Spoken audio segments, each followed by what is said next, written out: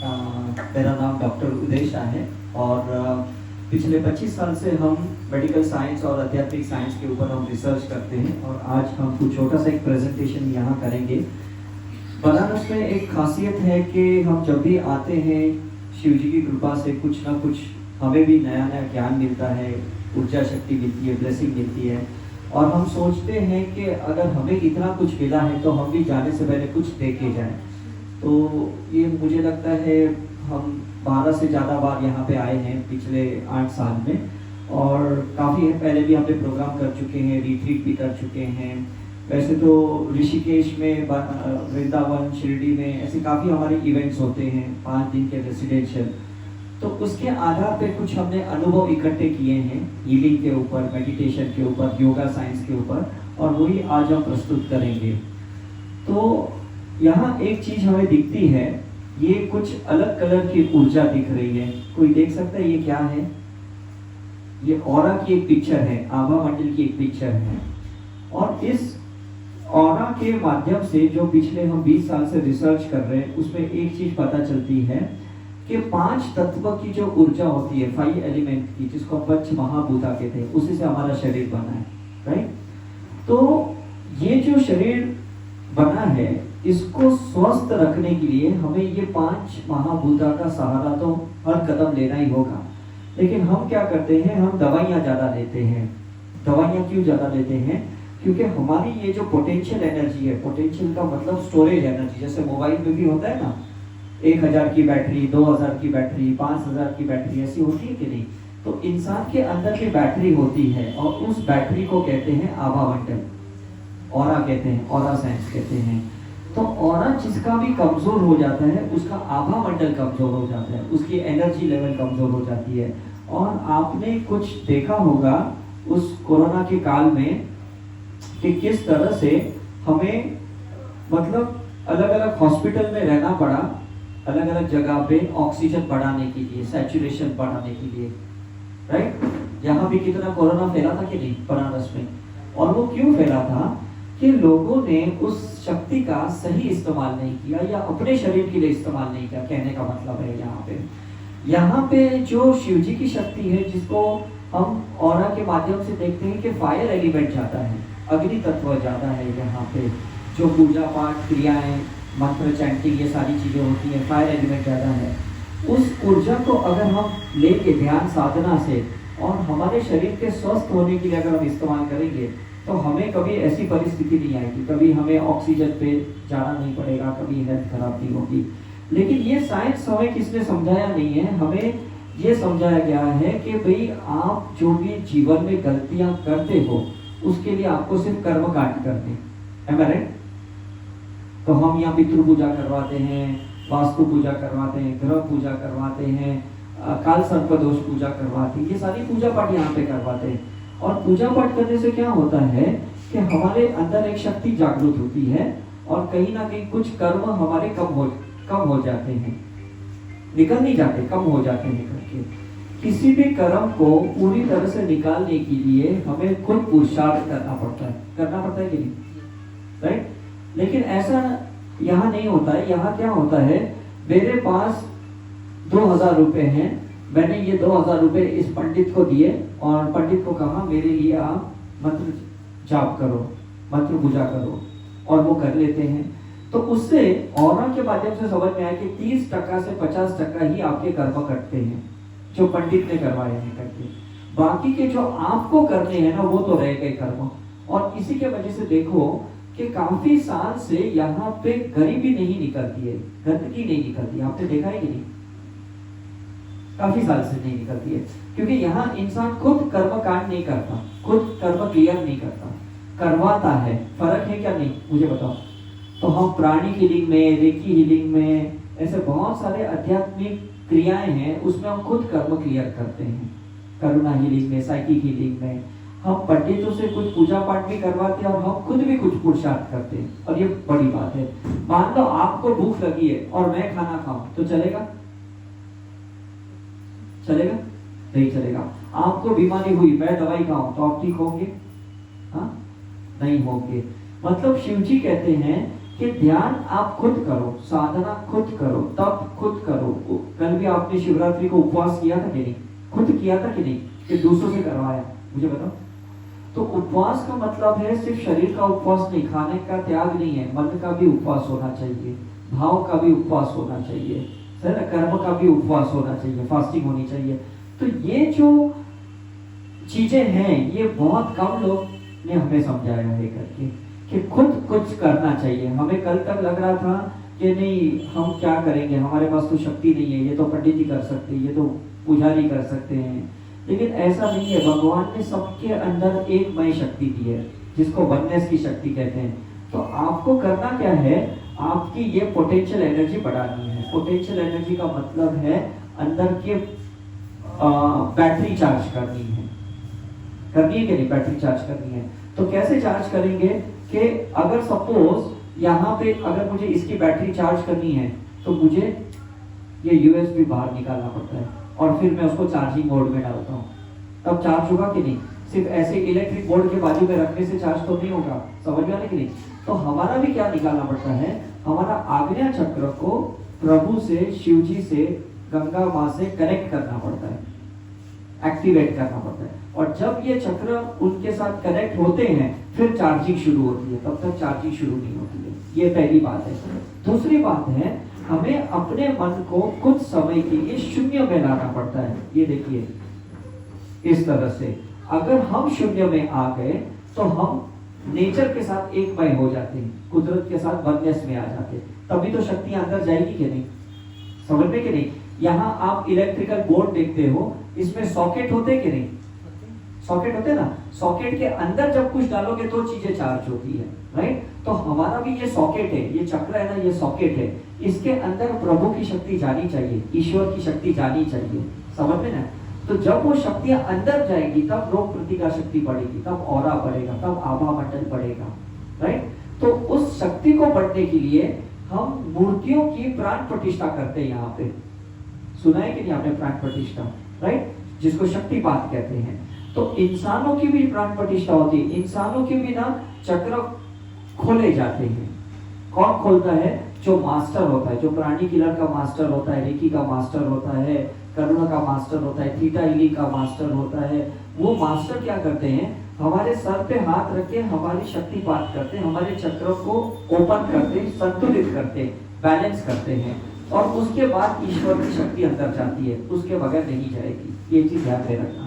हम जितनी भी पूजा पाठ करते हैं वो सारी शक्तियां सिर्फ मणिपुर चक्र में जाती है, क्योंकि फायर है। सारे मंत्र की, गायत्री मंत्र है, ओम नमः शिवाय, जितने भी चैंटिंग करते हैं ना, इससे हमारी मणिपुर चक्र में शक्ति बढ़ती है। लेकिन हमें पूरी शक्ति चाहिए, सिर्फ एक चक्र में शक्ति नहीं चाहिए। हमारे शरीर में जितने भी चक्रस है ना, चाहे ये सेंटर के चक्र है या हाथों में भी चक्र होते कि नहीं? आपको पता है हाथों में कौन से चक्र होते हैं?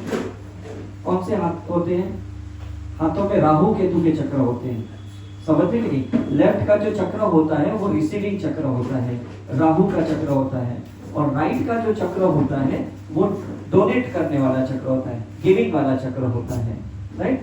तो जब आप नेचर के साथ एक मय हो जाते हो, आपके चक्र एक्टिवेट हो जाते हैं, उसके बाद सारे चक्रों में शक्तियां जाएगी, and that is very important.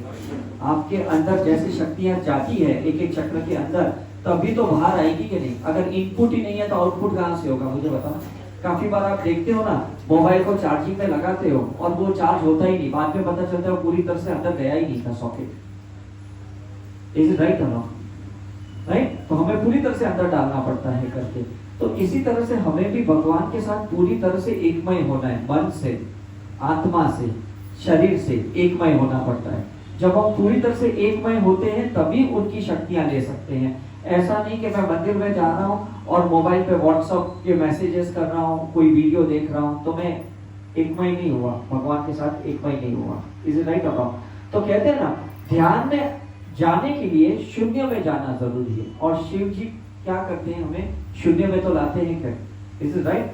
तो एक रिसर्च जो ऑरा के माध्यम से, आभा मंडल के माध्यम से ये हुआ है कि हमारे अंदर कण कण में मेमोरीज है, स्मरण शक्तियां है कि नहीं? मुझे बताओ, हमारे बॉडी में कितने सेल्स हैं? 63 ट्रिलियन सेल्स है बॉडी के अंदर, किडनी के अंदर, हार्ट के अंदर, लिवर के अंदर सेल्स है। मैं एज अ मेडिकल डॉक्टर हूँ, इसलिए मैं आपको अच्छे से समझा पाता हूँ कि ये सेल्स के अंदर मेमोरी कौन सी होती है। कुछ कर्मों की होती है, कुछ इच्छाओं की होती है, कुछ घृणाओं की होती है, कुछ द्वेष की होती है, कुछ राग की होती है, कुछ माया की मेमोरीज होती है। और जब तक उस मेमोरीज को, उस स्मरण शक्तियों को आप कुदरत की नियम के हिसाब से उसको जीरो नहीं, शून्य नहीं करते ना, तब तक वो चीजें आपको आकर्षित करते रहती है। ये आपने देखा है कि नहीं? मतलब आप कहते हो पता नहीं, बार बार मुझे कुछ खरीदने की इच्छा होती है, कुछ खाने की इच्छा होती है, उससे मिलने की इच्छा होती है, उससे कुछ बिजनेस करने की इच्छा होती है। मतलब ये इच्छाएं होती क्यों है? कुछ तो मेमोरी है कि नहीं आपके यहाँ पे? Is it right? और सिर्फ ऐसा मत सोचिएगा कि सिर्फ माइंड में ही मेमोरी होती है, नहीं, बॉडी के हर अवयव में होती है, हर ग्लैंड्स में होती है, हर सेल में मेमोरी होती है।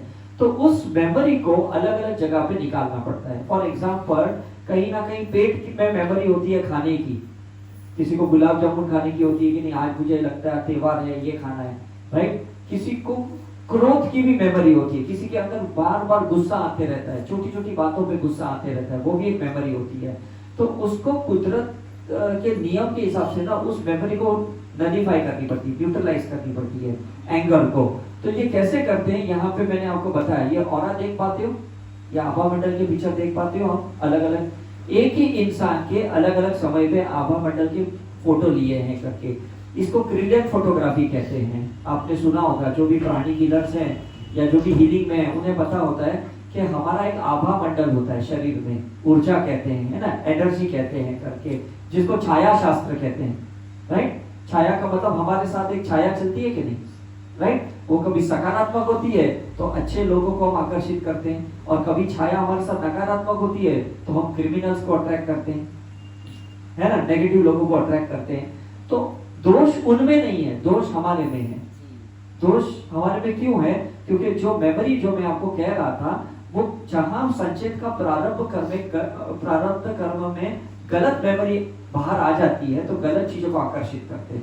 हम कभी एक्सीडेंट को आकर्षित करते हैं, कभी चोरियों को आकर्षित करते हैं, कोई चीट करता है हमारे साथ, कोई फ्रॉड करता है, कोई धोखा देता है। मतलब ये क्यों हमारे साथ करते हैं? क्योंकि वो मेमोरी बाहर आई है और ऊपर वाले ने उस मेमोरी को मैनिफेस्ट करने के लिए किसी ना किसी को भेजा है आपकी लाइफ में।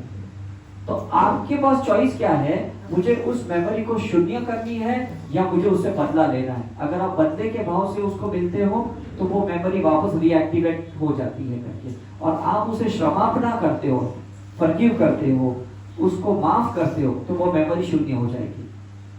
राइट और रॉन्ग? समझना है कि नहीं? अगर समझो इन्होंने मुझे कुछ तकलीफ दी और मैं सोचूंगा कभी मैं भी इन्हें तकलीफ दूंगा, तो ये शून्य नहीं हुआ। इज इट राइट और रॉन्ग? तो यहाँ जब चिताएं जलती हैं बनारस में, वो और गंगा माँ में जब अस्थियां बहाते हैं, उसका साइंस क्या है? उसको शून्य करने के लिए है कि जो मेमोरी रह गई है आपके अंदर अस्थियां में, तो उसको जब आप बहाते हो तो वो शून्य हो जाती है।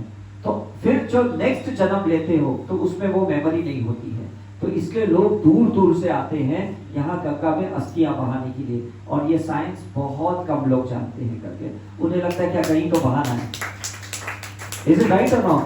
और यहाँ शिव जी ने स्पेशली इस जगह को वरदान किया है शून्य में आने के लिए, लेकिन लोगों को पता नहीं भाई क्यों ये किया जाता है। मतलब शरीर को त्यागने के लिए पहले तो मन को त्यागना पड़ता है। इज इट राइट और नॉट? क्योंकि अगर मन को नहीं त्यागोगे और सिर्फ शरीर को त्याग दोगे तो वापस जब जन्म लोगे तो उसी विकारों के साथ जन्म होगा, उसी विष के साथ, इच्छाओं के साथ आपका जन्म होगा, और फिर आप वही गलतियां करोगे जो पहले के जन्म में कर चुके हैं। हमने पुनर्जन्म का बहुत अभ्यास किया है, 6500 से ज्यादा लोगों का पास्ट लाइफ रिग्रेशन किया है करके, और हमने देखा है कि महाभारत से, रामायण के काल से आज भी लोग कुछ दिमाग में उसी स्मरण शक्ति को लेके चलते हैं करके। तो हम बाहर से रावण जलाते जबकि अंदर के रावण को जलाना है, हम बाहर से जानवरों की बलियां चढ़ाते जबकि अंदर के जानवरों की बलि चढ़ानी होती है। फर्क समझ में आ रहा है कि नहीं? राइट? एनिमल इंस्टिंक्ट को मारना है, बाहर से नहीं भाई मैं बकरी को लेके आया, मुर्गी को लेके आया, काट दिया, माँ के सामने चढ़ा दिया, ऐसा नहीं होता है। माँ कहती है अंदर के जानवर को मारो, अंदर के विकार को मारो करके। तो तो ऑनर साइंस आभा मंडल के माध्यम से हमें ये साइंस में पता चला है कि अगर आपके अंदर बैक्टीरिया अंदर है, वायरस अंदर है, गुस्सा अंदर है, लोभ अंदर है, ईर्ष्या अंदर है, अगर आपके अंदर कुछ भी गलत भय भी है, डर भी है, उसको मारना है। बाहर से किसी चीज को लाके मारना नहीं है करके। और बाहर अगर कोई चीज आपको दिख जाती है, इसका मतलब ये चीज अंदर है, तभी तो मैं बाहर देख पा रहा हूँ कि नहीं। अगर मेरे पास आंखें नहीं होती तो क्या मैं आपको देख पाता नहीं होती। अभी मैंने आंखें बंद कर दी, आप कोई नहीं दिख रहे हो, इसका मतलब आप हो कि नहीं हो। आप हो लेकिन मेरी आंखें बंद है। समझ में आ रहा है कि नहीं। तो हम भी क्या है ना, उसी चीज को देखते हैं जो हमारे अंदर है।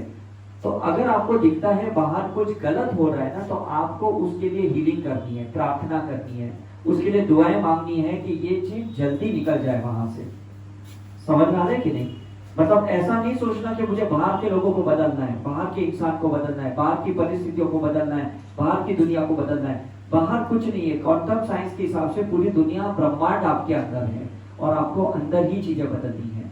तो जितनी भी यहाँ पे पूजा पाठ क्रियाएं कर्म कांड होते हैं ना, अंदर ही अंदर हमारे अंदर जो पुजारी होते हैं उनकी भी भाव सकारात्मक होते हैं, उनकी भी शक्तियां और ज्यादा जागृत होती है, उनकी नाड़ियां और ज्यादा खुलती है, उनके चक्र और ज्यादा खुलते हैं। लेकिन हमारे भी तो खुलने चाहिए कि नहीं।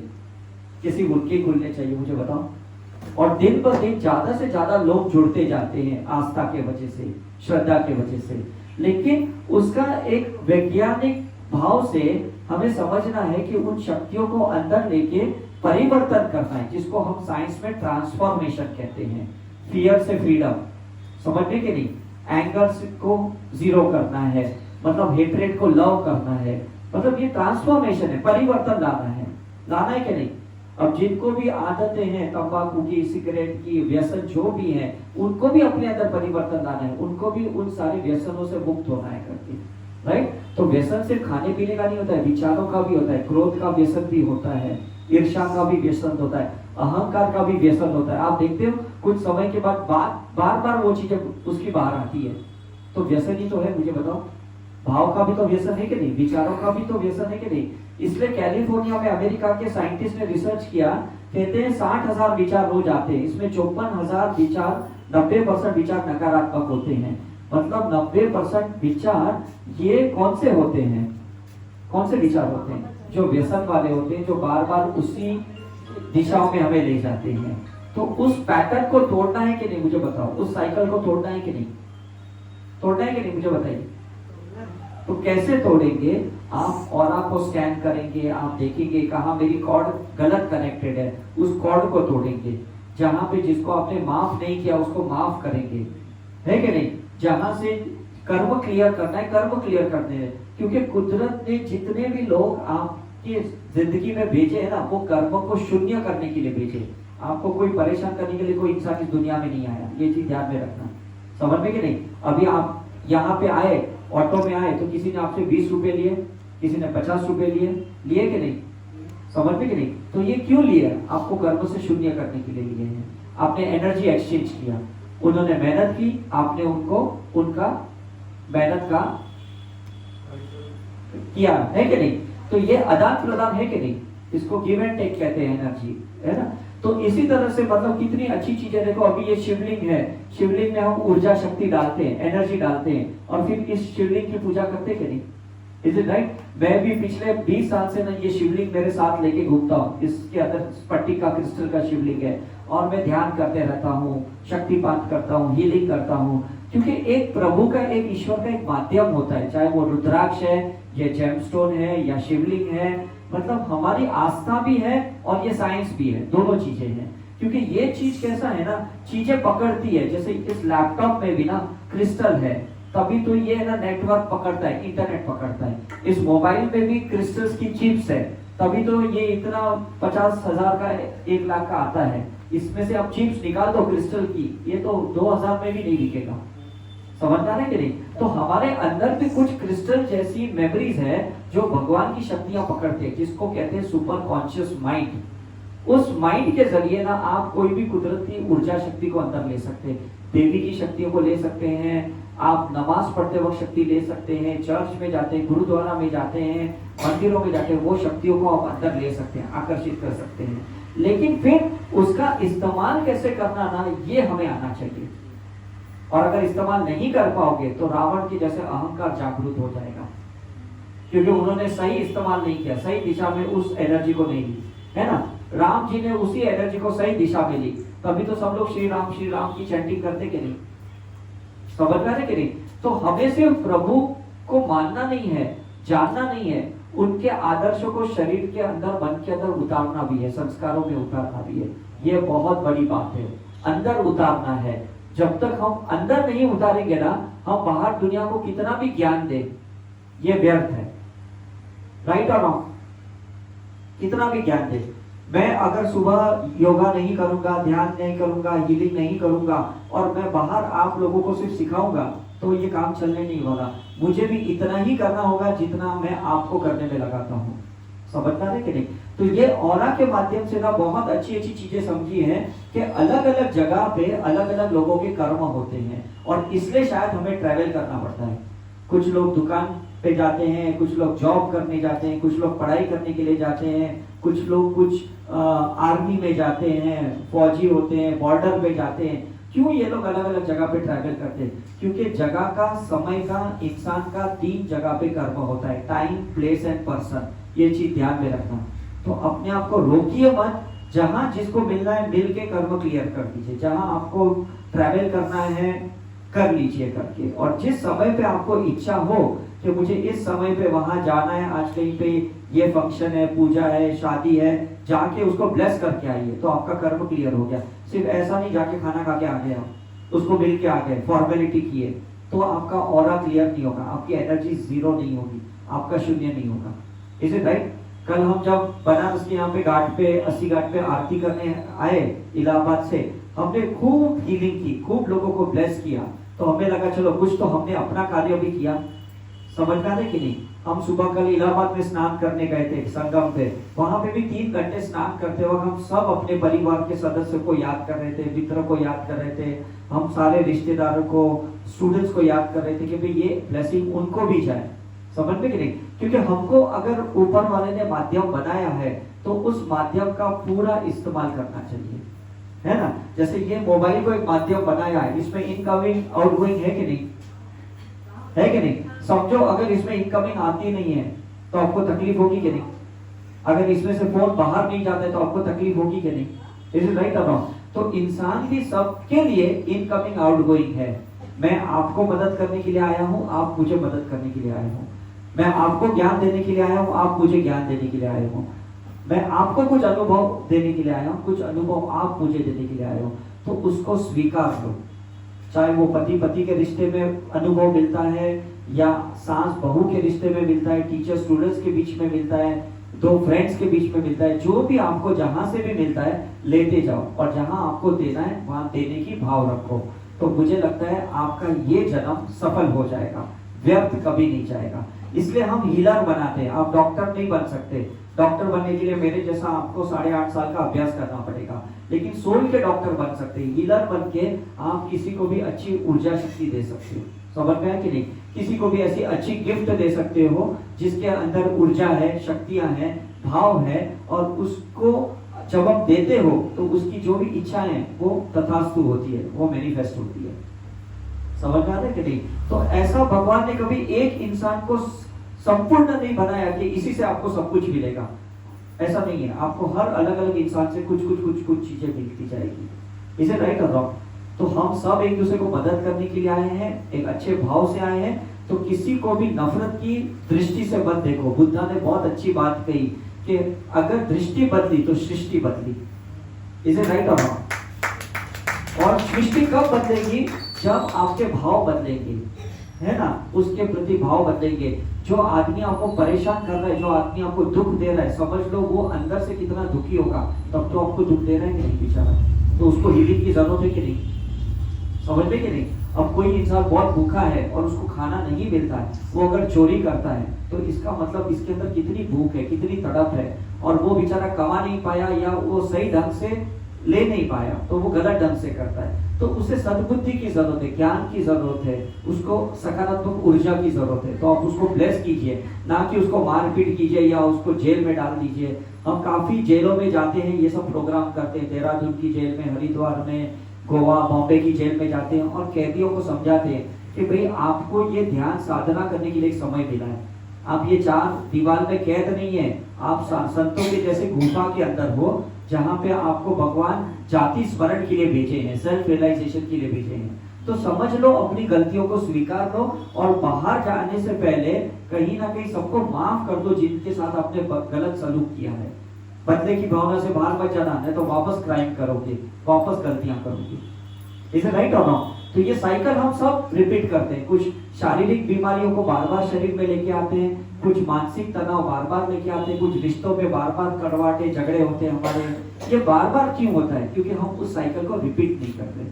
तो कुछ लोग साइकिक सर्जरी सीख के हीलिंग कर सकते हैं, कुछ लोग प्राणी हीलिंग सीख के हीलिंग कर सकते हैं। ऐसी कितनी विविध प्रकार की आध्यात्मिक क्रियाएं हैं। धार्मिक क्रियाएं तो हमने बहुत सीख ली, भगवत गीता से, रामायण से बहुत सी सीख ली है, और ये सारे संस्कार हमारे माँ बाप ने, गुरुओं ने हमारे अंदर उतारे हैं। अब समय आ गया है कुछ आध्यात्मिक संस्कारों को भी उतारने के लिए। तो दोनों का अगर मिलन होगा तो मुझे लगता है बहुत जबरदस्त काम होने वाला है। बहुत जल्दी हमें मोक्ष निर्वाणा प्राप्ति होगी। राइट और रॉन्ग? है ना? सिर्फ हमें दिमाग का ज्ञान नहीं लेना है, आत्मा का ज्ञान भी लेना है। सिर्फ डिग्री नहीं लेनी है ना?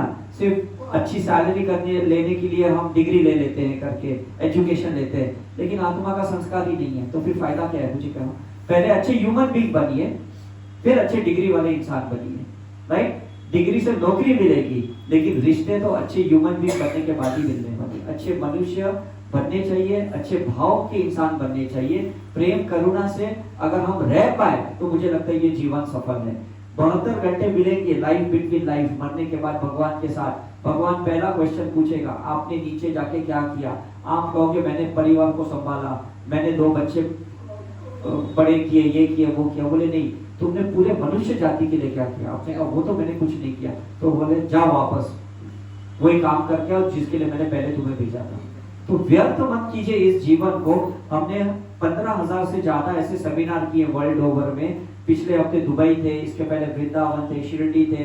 हम पूरी दुनिया में घूमते हैं जस्ट लोगों को जागरूक करने के लिए, अवेयरनेस करने के लिए कि जल्दी आप आध्यात्मिक बन जाओ। धार्मिक तो हो अंदर से, माता पिता के संस्कारों से, लेकिन अब समय आ गया है कि कुछ ध्यान करना, क्योंकि हम यंग सोल से अभी मैच्योर सोल लेवल पे आने के लिए तैयार हैं। मतलब हम मणिपुर चक्र से हार्ट चक्र पे अभी हम आने के लिए तैयार हैं। और जब हम अंदर जाना सीख लोगे ध्यान में, तब आप ओल्ड सोल लेवल पे आओगे। एक सोल लेवल आपको आगे जाना है, जिसको साइंस में इवोल्यूशन कहते हैं, है ना? आत्मा को एक लेवल पे आगे जाना है कि नहीं? जैसे मोदी जी ने आपके बनारस को कौन से लेवल पे लेके आए? एक लेवल आगे लेके आए कि नहीं? कुछ समय पहले बनारस क्या था, बनारस कितना अच्छा बन गया है। राइट? लेकिन आप सभी की मेहनत से, सभी के ध्यान साधना से ये और सकारात्मक हो सकता है ना? सिर्फ गंदगी बाहर जो दिख रही उसको मत समझिए, कुछ गंदगी अंदर भी है, कुछ कचरे अंदर भी है, उससे भी निकालनी पड़ेगी, हमें निकालनी पड़ेगी कि नहीं? और जब ये निकालोगे तो बाहर कुछ भी गंदा नहीं रहेगा करके। मैं जितने अमेरिका, लंदन, सिंगापुर, दुबई में जाता हूँ, मैं सोचता हूँ ये कोई धार्मिक क्रियाएं नहीं करते, फिर इनके यहाँ सफाइयाँ क्यों है? मैं बहुत रिसर्च करता हूँ, 13 कंट्रियों में जा चुका हूँ पिछले 15 साल से। फिर मैं जब इनकी ऑरा करता हूँ तो समझता हूँ कि इनके यही कचरा नहीं है, तभी बाहर कचरा नहीं है। भले वो भगवानों को कम मानते हैं, वो आस्था नहीं होती है, वो धर्म कम निभाते हैं, लेकिन किसी को दुख नहीं देते, डिस्टेंस मेंटेन करते हैं, स्पेस मेंटेन करते हैं, किसी की जिंदगी में दखल अंदाजी नहीं करते वो लोग, इसकी उसकी नहीं करते वो लोग। तो मुझे लगता है ये थोड़ा कुछ उनसे भी सीखना पड़ेगा। आपके बनारस में जब फॉरेनर्स आते हैं ना, बेचारे कितने श्रद्धा भाव से, देखो रास्ते पे, आज सुबह में देख रहा था, चाय पीने के लिए रास्ते पे खड़े होके कचौरियां खाने के लिए बैठ जाते। मतलब हमारे भी संस्कारों को वो अपनाते कि नहीं? वो भी शिव की पूजा करते हैं, तिलक लगाते हैं, वो भी जप करते हैं, माला चैंट करते हैं, हरे राम हरे कृष्ण का। इज इट राइट और रॉन्ग? तो कुछ उनसे हमें सीखना है, कुछ हमें उनको सिखाना है, तब जाके मुझे लगता है संसार में शून्यता आएगी, परिपूर्णता आएगी। Am I right? Thank you very much आपका ये समय देने के लिए। आशा करता हूँ आपने आज के समय को बहुत अच्छी तरह से इसका इस्तेमाल किया और हमारे YouTube चैनल है साई करुणा मिशन डॉक्टर उदय शाह, हजारों ऐसे लेक्चर आपको मिलेंगे जहाँ पे अलग अलग विषय के ऊपर हमने बहुत सारी चर्चाएं की हैं। आप सारे लोगों के आशीर्वाद से आज ये प्रोग्राम बहुत सकारात्मक हुआ। ऐसा मत सोचिएगा कि मैंने कुछ आपको आज दिया है, आपके हर इंसान के यहाँ होने से ये प्रोग्राम बहुत अच्छा बना है। तो जब लोग कहते हैं ना कि मेरे बेटे की शादी आप जरूर आना, लोग कहते हैं ना, इसका मतलब कुछ तो आपका कंट्रीब्यूशन होगा कि नहीं। शादी तो वैसे भी आपके बगैर होती है, लेकिन आपका जो योगदान होता है ना, एनर्जी का, विश का, दुआओं का, वो बहुत जरूरी है। तब जाके रिश्ते बरकरार रहते हैं, अदरवाइज रिश्ते कब टूट जाएंगे पता ही नहीं चलेगा।